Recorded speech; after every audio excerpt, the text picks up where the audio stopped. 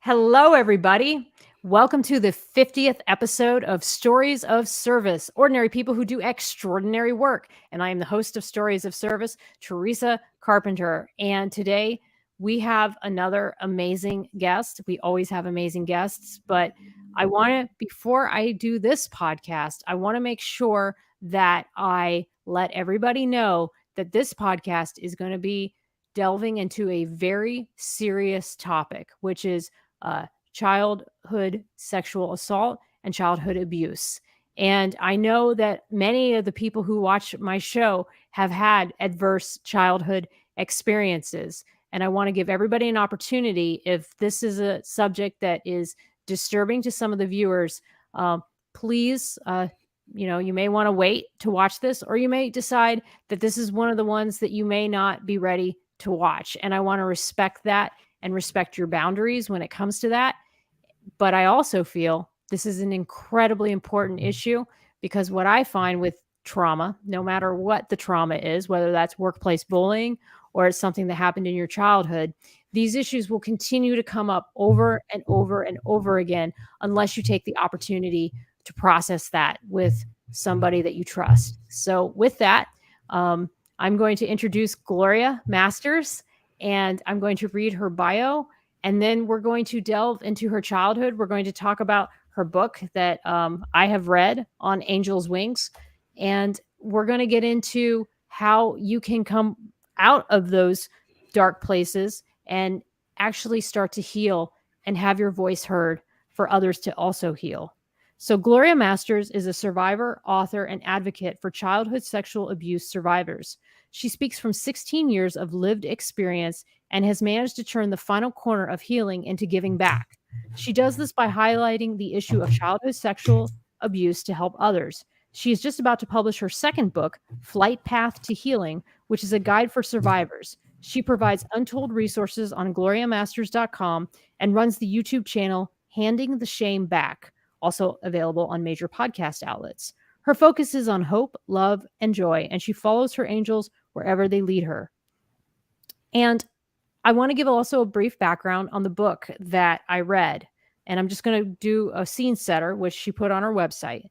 It's June 1960, and in middle-class suburban New Zealand, a child was born into sex slavery.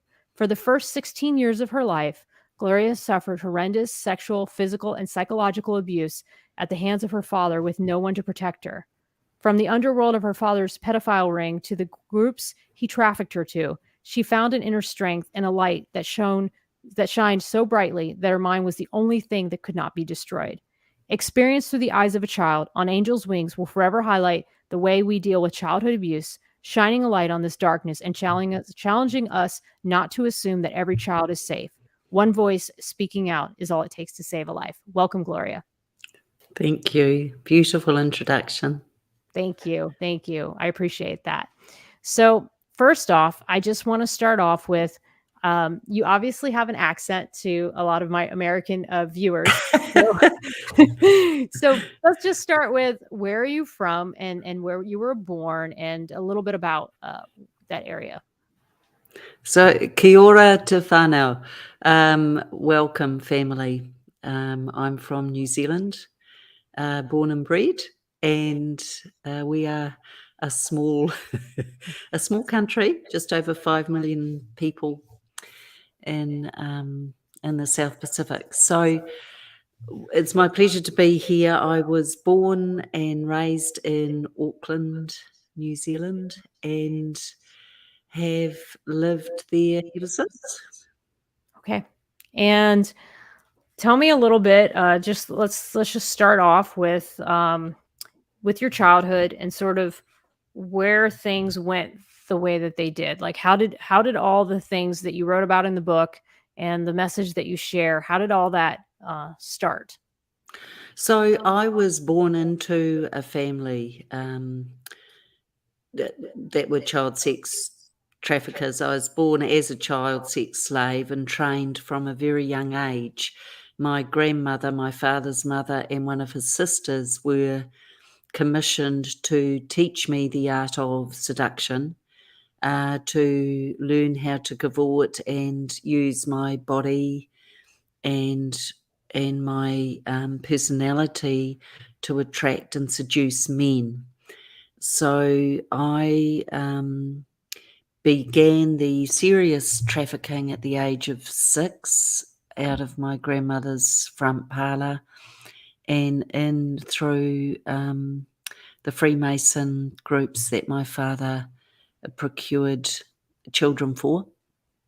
Your father was a welder, right? And then your mother plumber, I'm sorry, not a welder. And, Yeah. your mom and your dad, they divorced as well, but this started even before the divorce happened, correct? Oh, right from when I was born, really. The first rape, and apologies, audience, but I'm just being honest, Mhm. was the age of 4.5. But the trafficking began in earnest, and my father earned a great deal of money out of me.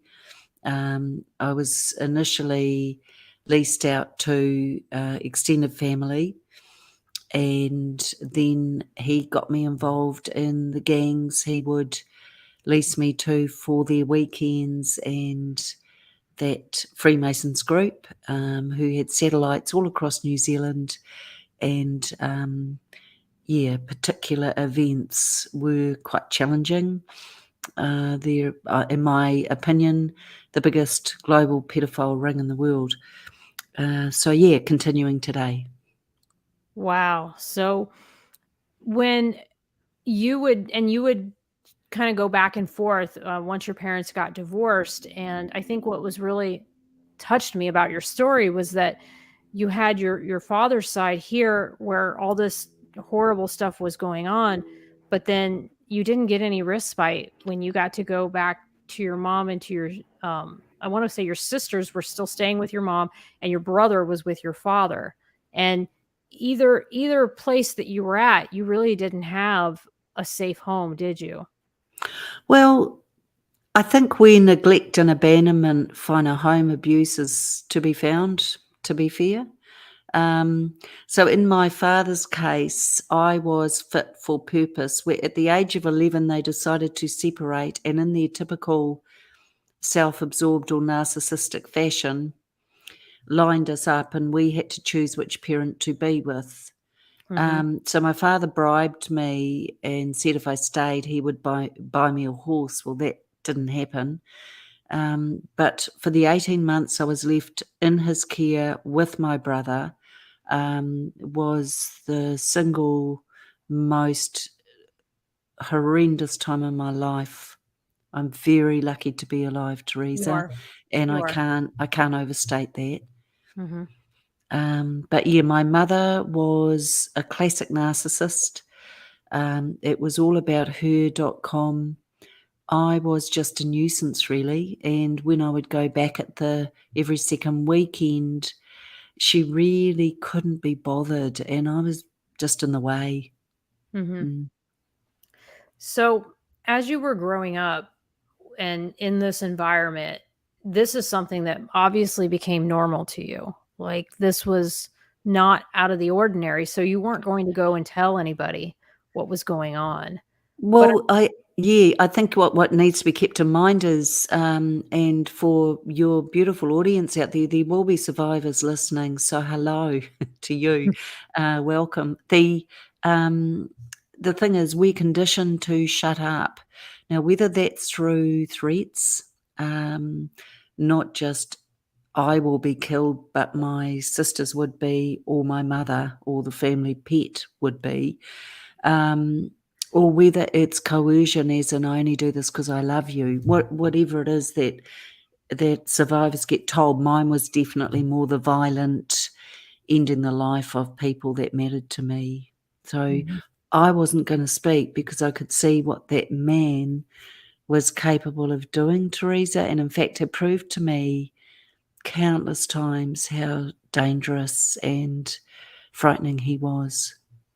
Oh yeah, the stories that you share in the book and the ability to go to the depths of depravity that he Yeah, was capable of inflicting yeah. upon you uh, is just unspeakable, and it's something that, like I said, I've never heard described in the way that you described it, and I think that it gives survivors hope when they see that you've been able to be where you are today, to where you can at least put a voice to this kind of suffering. Yeah, yeah. And I'm curious, as you were moving through this day to day, what kept your hope alive?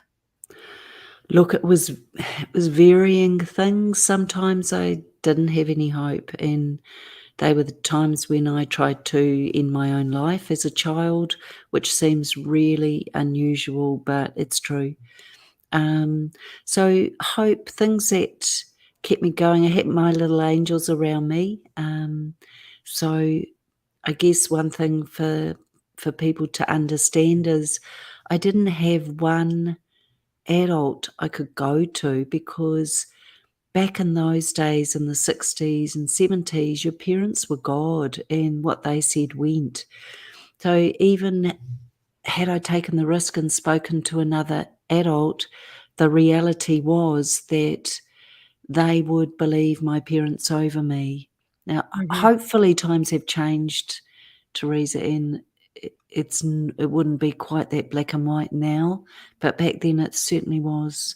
So what gave me hope were my angels. At times, I also found I loved netball, and that was introduced to me when I was 10 and a half. So I loved that, and yeah, And you had not girlfriends. much else. I think I read that you had some girlfriends and you tried to invite some girlfriends over, and then the your father basically Well, tried to that had to end, as you Yeah. saw. Yeah. Yeah, But and then at some point it was like you had to basically distance yourself from your friends because you knew like they could never come over to see you. You would always have to go over to see them yeah, because of yeah, the situation that you were in. yeah. What age were you when you finally got out of this environment and were able to not be in it with your father, especially day to day? So 2 pivotal points. So, um, if you want me to tell the story of how I finally escaped at 12 and a half, I'm happy to. I was destined to stay with my father until I was 16 years of Right. age, and, I came home from school at 12 and a half early, and I heard laughter, and my father had a woman in his bedroom, and appalling as it sounds, that had become my role. I'd been his sex slave, his mistress, the sex toy in his life. So to find a woman in his bedroom and in his bed threw me, and I just ran out of the house and up to my mother's, which was quite some distance away for a child to run. And for the first time, she was shocked and I was distraught, and she was shocked and asked me what had happened. So I told her, and she rang the Catholic priest and the Archbishop who she knew of Auckland, and they said the most magical words I'd ever heard: get her out of that house. It's not safe for her to be there living with an adulterer. It, It's just so ridiculous. breathe that in, Teresa. Yeah. That's just absolutely insane. But that's sadly what religion, not all religions, and certainly, but unfortunately, that's sometimes what the catalyst is because we Yeah. we we can talk about adultery. It's not as horrible as what you went through, and so it's something that can be reported, and so you had this opportunity or this window to escape when So you did. yeah, and I did, and thank you, and I did. I guess the point is, it was okay to rape, sodomize, sell, Right. torture, um, your child, beautiful youngest child. But however, what happened then, though, I was so relieved, but there was a twist to the tale, because my mother really didn't want me, as we know. Mhm. she did it because the church told her to, but she then informed me that I would have to go back every second weekend, and that was actually harder. So until I was 16 years old, from the age of 12 and a half to 16, I had to go and stay with my father every second weekend and school holidays. That almost destroyed me, because for 12 out of 14 days I was safe. I was ignored, but I Sure. was safe. Right. So I could sleep, I could breathe, I could function. But then I had to find the courage and the enormous amount of resolute determination to go to my father's home, to be trafficked, leased out of nightclubs, star in child pornography. There's over 100 movies of me out there somewhere. And, be the best child prostitute I could be. I know people struggle with that term, but I don't know what else to call it. Right. And then turn around on the Sunday night and be the good Catholic girl my mother required. So, yeah. It's just insane. I honestly, I've just like never heard of a story. I mean, of course, you hear about these kinds of things in movies and things Yeah. like that, but Yeah. it's a different thing to be sitting here with you and having this discussion. And it's a testament to your strength that now that you can talk about it. And one of the things, as I was talking to my girlfriends last night about having this conversation, that they, both of them have had, some sort of trauma of varying degrees, like I have. And one of the things that they really wanted me to ask you was, when did you come to a point where you realized that this wasn't normal and that what was happening to you was wrong? How did you know that this wasn't what other families dealt with? Because I guess at what point, from probably the age of 8, I would go to other people's houses and see how they lived. Right. And I realised I had to be complicit in the abuse continuing, by never speaking about our family and what went on. And I felt such shame, and this is common to survivors as well. I felt such shame because I was so neglected and abused. But I knew it wasn't normal, except that I thought other dads would be like that as well. So it was somewhat of a shock to realise they weren't. They were just lovely to their children. I used to watch in fascination at how normal families and normal dads would speak to their children. I was almost in shock because it just didn't happen. To be honest, Teresa, I didn't have a childhood. You Uh, didn't.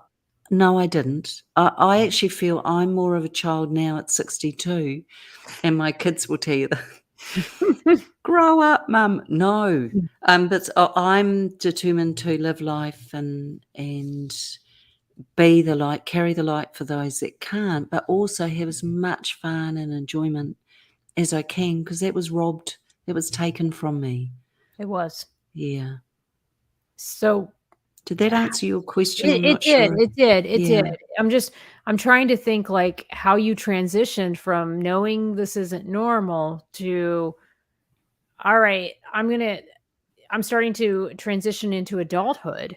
And now I've got to be an adult and live in the world and learn how to have healthy adult relationships. How did that go for you when, because your book Complete Ah. disaster. I was like, 'cause your book doesn't go into 100%. that, and I'm No, curious. but my second book does. Okay, I'm just about to publish my guide for okay. other survivors, actually, and it's Yeah, a like, flight how path to healing. How did that happen? Well, in order to cope with this, because remember, I had this duality of focus. Mhm, On the one hand, I had to be the pristine, good Catholic girl for my mother mhm. and serve her needs as a complex narcissist. For my father as a psychopath, I had to be the willing sex slave who could make him a lot of money. So can you imagine that there was such a lack of integration psychologically for Sure. me. And so I developed what we call a false self. Now, that false self smiled through everything, laughed through everything. I was intelligent enough that I could convince people or win people over.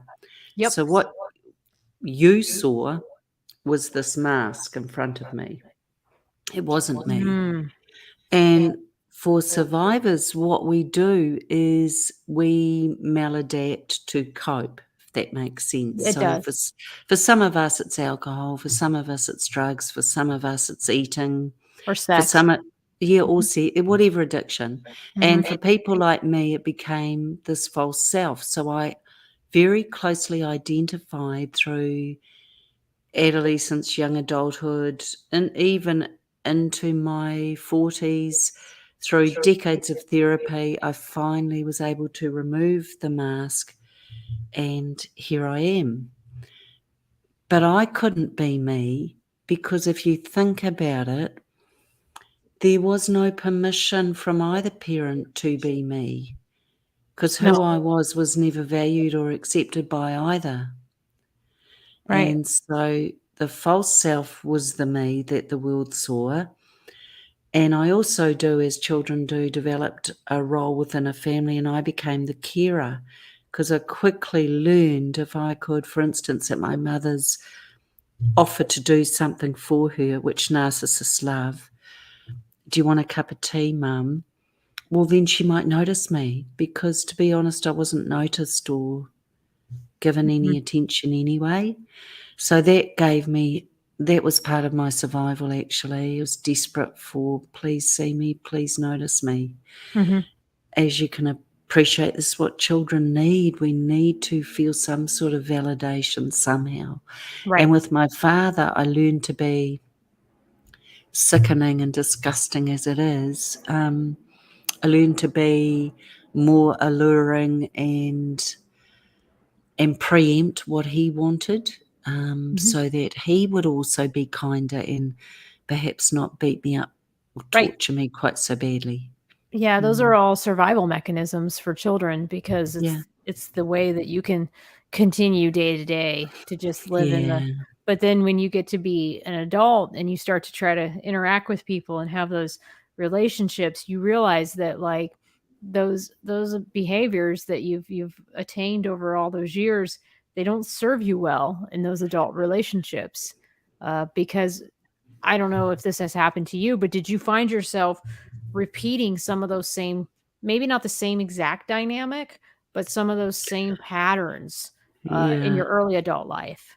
Oh, look, 100%. We all have a template. I'm really doing a big psychological hack here. We all have a template uh, that we carry with us. Our self-esteem is set at the age of 8, and our template reflects what we're used to. So my template is, ignore me, abuse me, treat me as badly as you can. I'll still be there. I'll still be wonderful to you. I'll still advocate for you, and your needs will always superimpose mine. Mhm. So it's no surprise that people I attracted into my life reflected that. So although I'd like to say my ex-husbands were at fault, I couldn't have attracted healthy Right. relationships to me. Now I can. So Mhm. if you know any gorgeous, fabulous men out there, Well, I'll tell uh, you, I just finally met mine 4 years ago, so, wow, there you and I'm go. and But I'm so 44, 45, yes. yeah, so there you go, and that's beautiful. But look, the point is this, it all makes sense looking back, but at the time I was just a wreck. It's taken decades. The Yeah, person you see before you, is a culmination of years and years of hard work. yeah. And Yeah. and I think that what you give people, Gloria, is that hope is possible, and Yes. sometimes that is what it takes for survivors, and that's what it takes for people that have been through massive trauma. And one of the things that, one of my biggest audiences is on LinkedIn, and it's a very professional work type focused audience.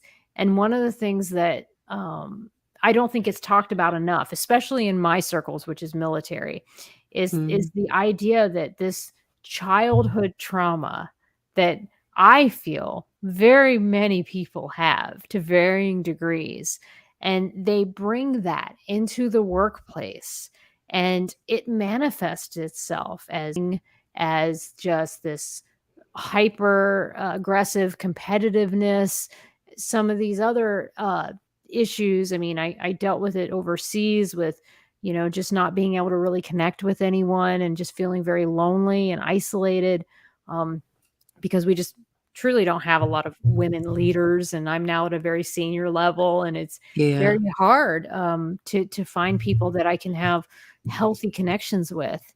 And I think that if we don't get to the root of what this stuff comes from and where it comes from, and then start to do different things, or start to act differently with people and set boundaries, then I don't think the behavior changes. I mean, I don't think that the relationship changes. I think that you continue to attract these same people in your life.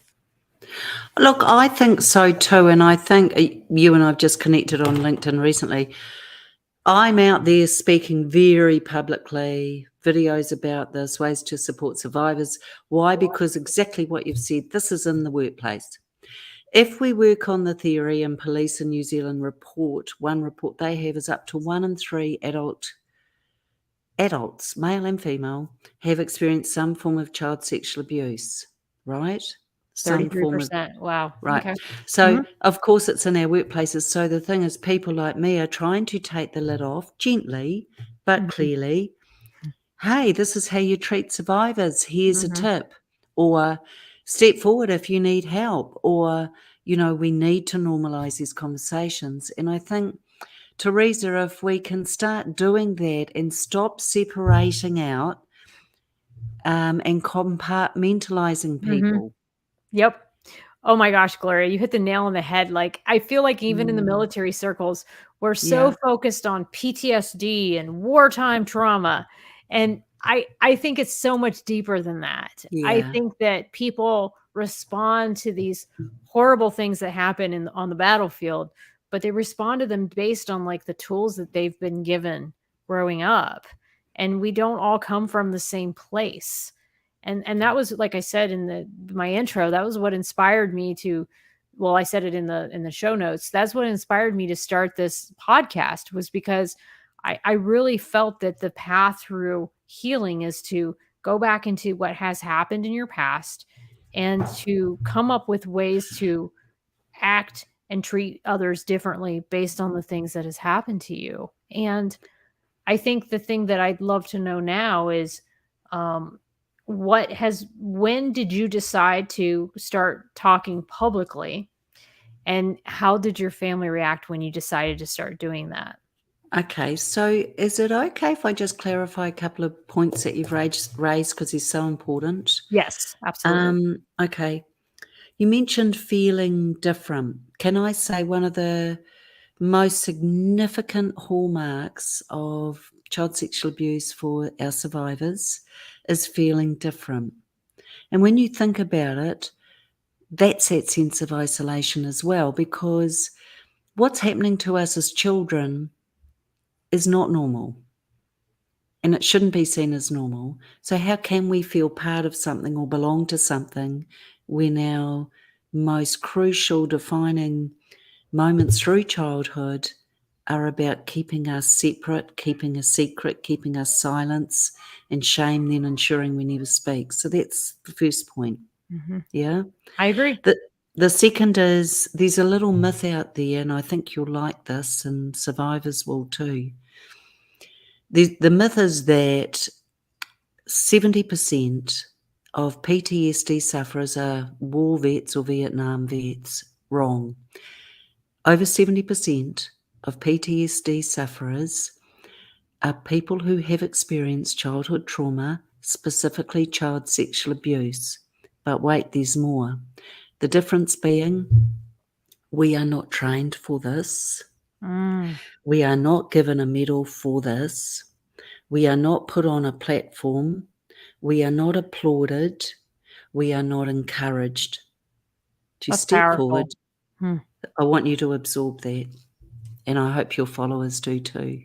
I hope they do, because I will tell you that everything I see on LinkedIn is, wounded. Not to say, and it's not to take anything away from the people who have experienced horrible things on the battlefield, but I think that for the majority of us in the military, it wasn't a battlefield trauma scar that is what is plaguing the military. It's not something that happened in Iraq and Afghanistan. It is something that has happened in our upbringing and in the ways in which we dealt with stress, in the ways in which we weren't trained to be resilient, in the ways in which people interacted with us at a young age. Yeah.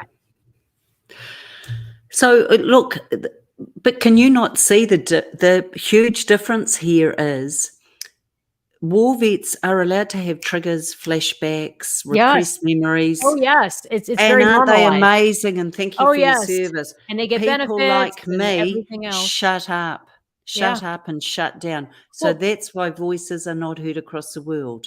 Well, I can tell you, Gloria, if I had done this podcast about wounded vets and I had had a PTSD Afghanistan or Iraq person, I would have had a million more impressions. I would have had more shares and more likes. But Yep. because I decided to do it about childhood sexual trauma, everyone's like, ooh, trigger warning, ooh.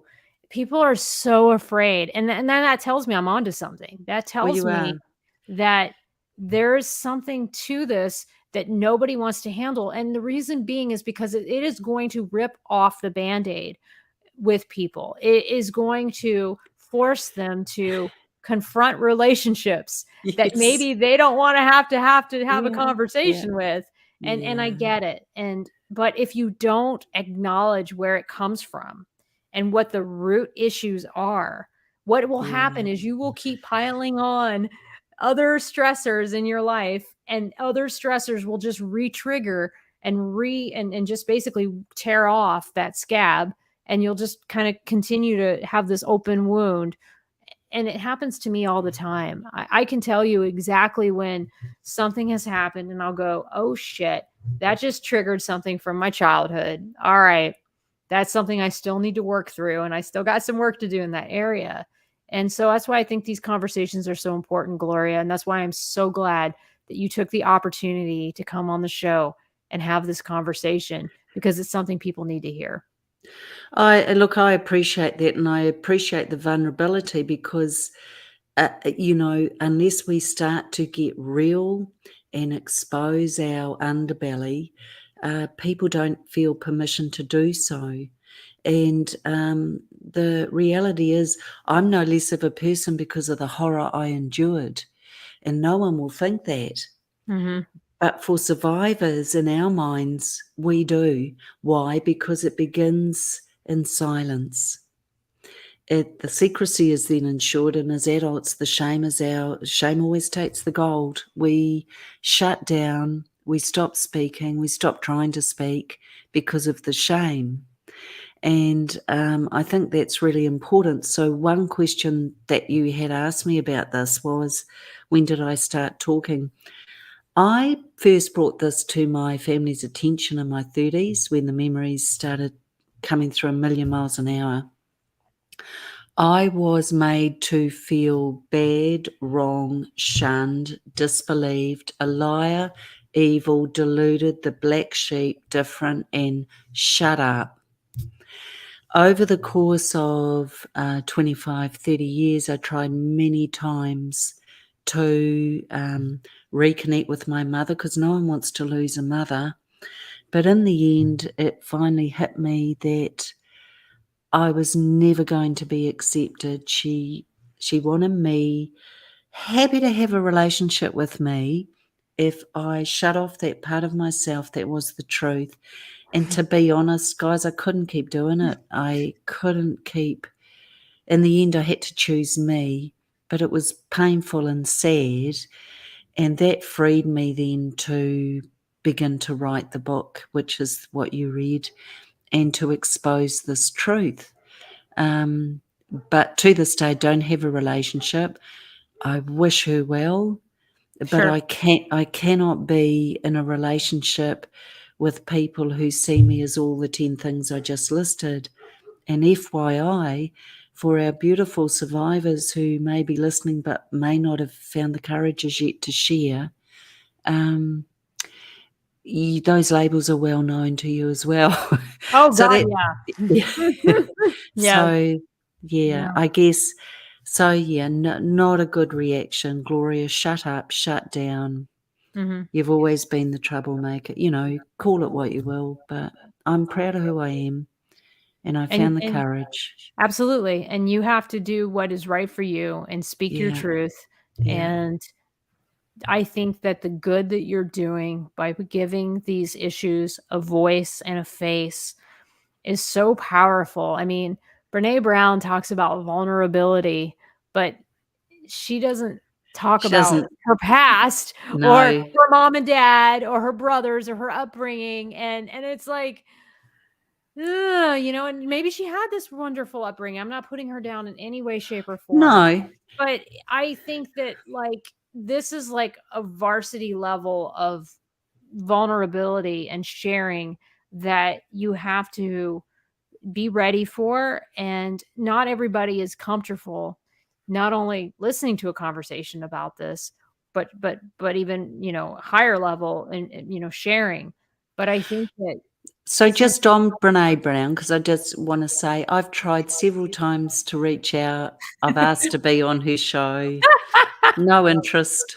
Oh God. So Yeah, and it's unfortunate because I almost think that, and again, I do not want really, to I'm not criticizing no, her for the no. Brene Brown fans. I know there's a lot Yeah, of people that love her, but I almost feel like it's sort of this demonstrative vulnerability that I see out there on social media.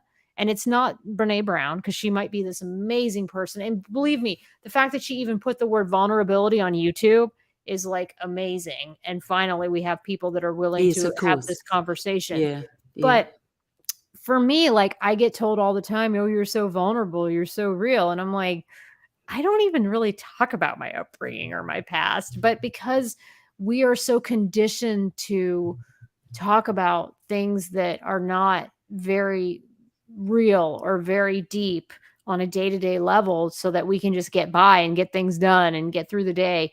It seems like what I do is so vulnerable. And I think that that's a testament to the fact that it is so hard to show people who you are. And like you said, you grew up in an environment where showing people who you were was not accepted.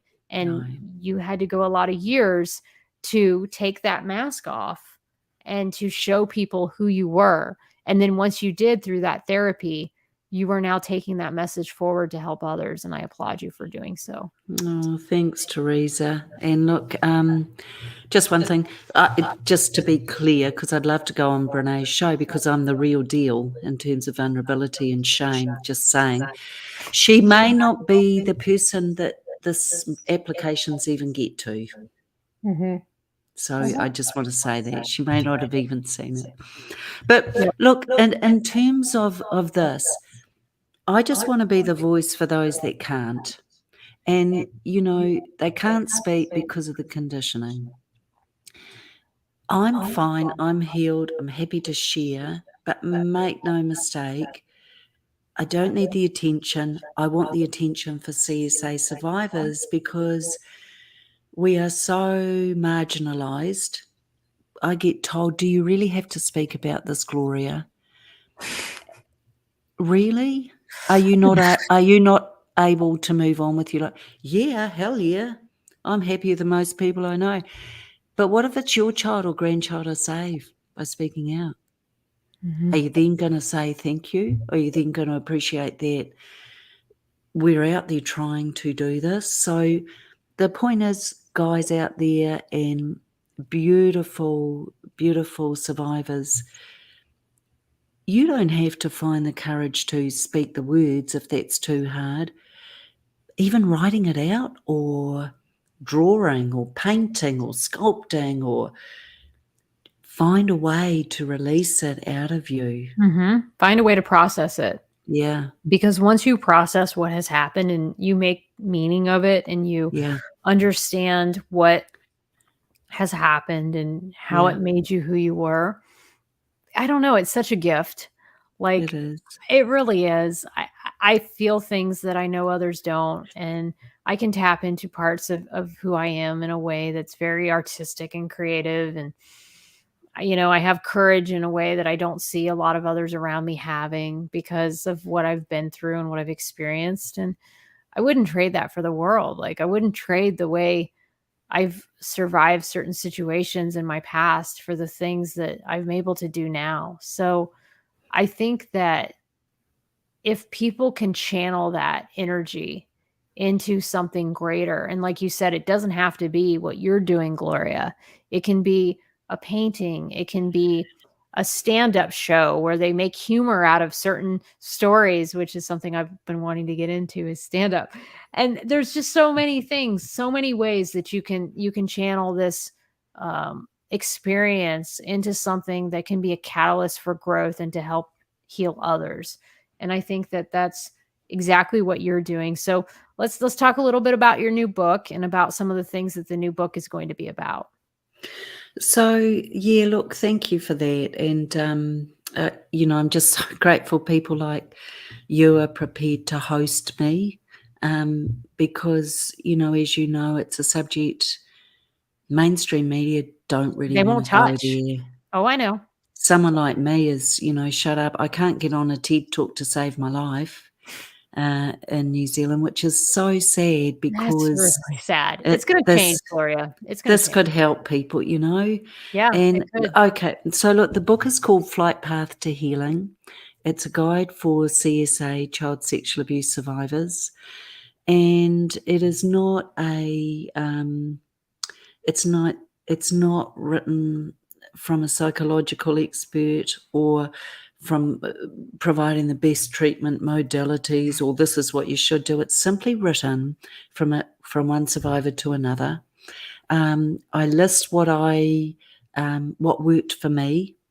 I explain how I used different modalities to help me heal, and I have exercises at the end of each section for people to try and some mantras to use. And then I go into things that are commonly known to survivors, like triggers, flashbacks, hypervigilance, dissociation, all of those words we know that we don't even need to explain. And I do a little bit of writing about each of them and how they appear and what we can do to help manage. And then I look at some ways that might help. So, for instance, it might be finding balance in your life. It might be finding hope by going within, etc. And then I look at healing modalities, things like could be therapy, could be yoga, could be walking, could be, and I list a few of those. And then you end up with a little passport because your flight path has been created through what you chose worked for you. I So, love it. yep. Absolutely love it. So yeah, I'd love to share it with you when it's Oh, yeah. published. I will Yeah. definitely order the book. My friend Heidi Lanzini says, Gloria, you have such a beautiful, soothing voice. I'm sure your story will help so many people. Thank you for sharing. Oh, thanks, Heidi. Bless. Yeah. And look, at the end of the day, we're all one. What happens to one of us has an impact. And my wish is that people on LinkedIn would stop seeing LinkedIn as just workplace, because to me, workplace is made up of people. People are made up of their experiences. And Teresa, as you so rightly said, our experiences draw us into how we behave, how we think, feel, and act, and what you're seeing is trauma. Yeah, And absolutely. And I can tell you, just being around people in the workplace, as much as I've been around as a career woman, you clearly see the people that have the unresolved trauma, including yeah, myself. I mean, I've yeah, certainly had that over the years, and sure. you see the people who have either not had as much of it or who have found a way to work through it and don't have those same issues. And I think that's what kept me strong throughout my journey was I would see the people who really had supportive social networks and good, like you said, when you went over to your friends' houses and you saw that their fathers weren't like your father. I've seen the same thing in workplaces and in marriages. I would see marriages that were healthy and didn't have the same things that I was doing with men. And I was like, wow, like, you don't have you have the strong alpha confident male that doesn't act like this. Whoa, how do I get one of those? Like, they exist and they're not Yeah. assholes and they're not jerks. How does that happen? And so I see that and go, oh shit, that's what I want. And so Yeah. you have to be exposed to those things. And in the workplace is one of those places. But as you said, LinkedIn, Facebook, this also goes live on YouTube. And I really do Good. hope, so that people take the opportunity. And I forgot to say, please, if you're watching this on YouTube, please subscribe and hit the bell button to get further notifications. I always forget to say that. But, I think that these are just such important conversations, and they really get at the root of what is really going on with people, and ways in which we can help others. So I want to give you the last word to at least say anything that I haven't already covered or haven't already asked you about as we're winding down at the end of this conversation. Sure. Thank you. So I think for those that are interested, as Teresa says, the book On Angel's Wings, My Flight from Trauma to Grace, it is a difficult read, but it's also one of hope. It is. It is.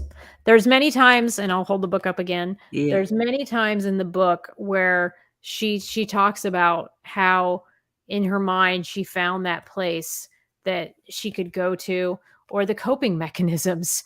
I mean, Yeah. gosh, the mind is so resilient. So And the ways in powerful. which you found ways to basically survive and live in the day to day. Go see your friends, or find ways to sadly make your father happy, or find ways to just sort of navigate. And I've done the same thing with toxic people in workplaces, and how I navigate around the people who are disrespectful or cruel.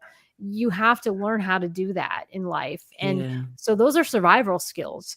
And you learn those at a very young age, how Yeah. to survive in a very, very, very toxic environment. Well, and I'm very grateful to have come through, and I think that's something for the audience too.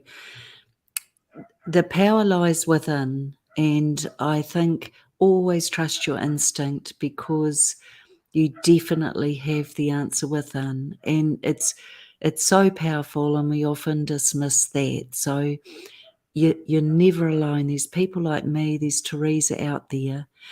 Please feel free, if you are a survivor, to go to Handing the Shame Back. It's my YouTube channel where I interview other survivors and provide resource. So never alone, and lots and lots of love to everybody, specifically our wonderful survivors. I know what you go through. So thank you. Thanks, Teresa. Awesome. All right, Gloria, thank you so much. I will meet you backstage just to say goodbye in just a moment. But I want to thank all of you for watching today. This has been a very tough conversation to have, but at the same time, I do feel it's a very important conversation to have. So appreciate for all of you who has stuck with us through the end of this call. Next week, I will have a couple, two guests. I have 2 in 1 week, so that's always nice. And you'll see the podcast promos in the next couple days. Don't want to say too much about it yet, as I'm still gathering some of the information. But thank you all for watching. I always appreciate my audience and the ones who support this show. And I've been going strong now for over a year and plan to keep on going. So thank you all. Have a wonderful evening and enjoy the rest of your night. Bye-bye now.